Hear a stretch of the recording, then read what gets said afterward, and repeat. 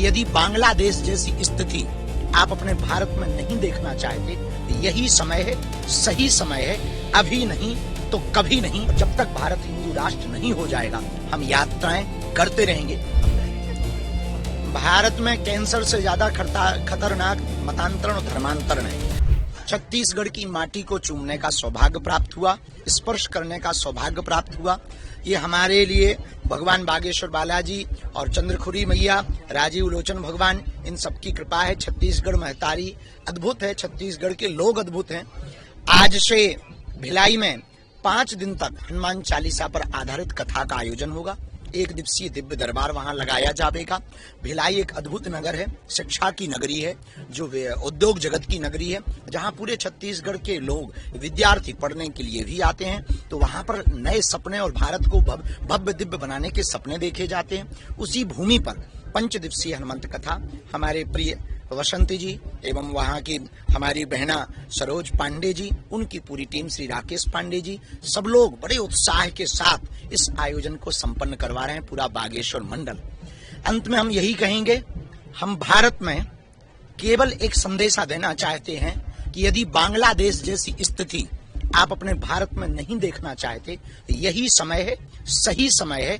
अभी नहीं तो कभी नहीं। यदि हिंदू एक आज नहीं हुआ, हिंदू एकजुट नहीं हुआ, तो वो दिन दूर नहीं जब भारत के और छत्तीसगढ़ के चौराहों पर ऐसा जो बांग्लादेश में हुआ वो देखा ना जाए।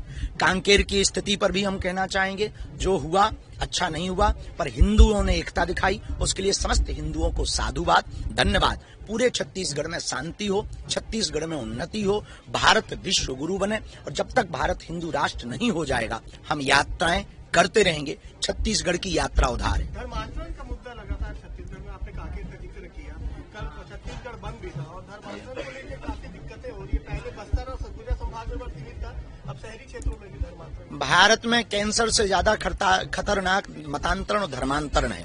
इसके लिए समस्त सनातनी और हिंदू परंपरा के लोग कार्य कर रहे हैं, हम भी करेंगे। वह एकजुटता जब तक धर्मांतरण के 3 कारण हैं: अशिक्षा, अंधविश्वास, आर्थिक तंगी। तो जो समृद्ध हिंदू हैं, उन्हें तीनों सिद्धांतों से हिंदुओं को पुष्ट करना पड़ेगा। जो बहुत समृद्ध हिंदू हैं, जो निम्न हिंदू हैं, जिनकी आर्थिक तंगी है, वो धर्मांतरण के प्रति बहुत जल्दी लालच में आ जाते हैं। अशिक्षा यानी जागृति की आवश्यकता है। अंधविश्वास फैलाकर पूजा पाठ के नाम पर वो लोग मतांतरण करवाते हैं। हम पूजा पाठ के विरोधी नहीं हैं, हम पूजा पाठ के नाम पर धर्मांतरण के विरोधी हैं।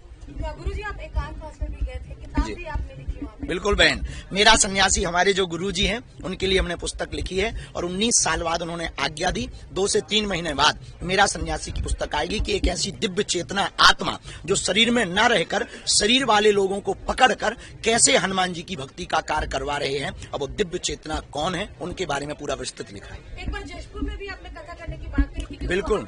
सबसे ज्यादा जो है वो चर्च है, सबसे ज्यादा धर्मांतरण के केस है। कोई बात नहीं, उसी के सामने कथा करेंगे, उनसे हमें कोई बुराई नहीं है, वो भी घर वापसी कर सकते हैं। और हमने बसंत को आज्ञा दी है कि जो है बहुत ही जल्दी वहां पर जसपुर में हमारी कथा करवाएं।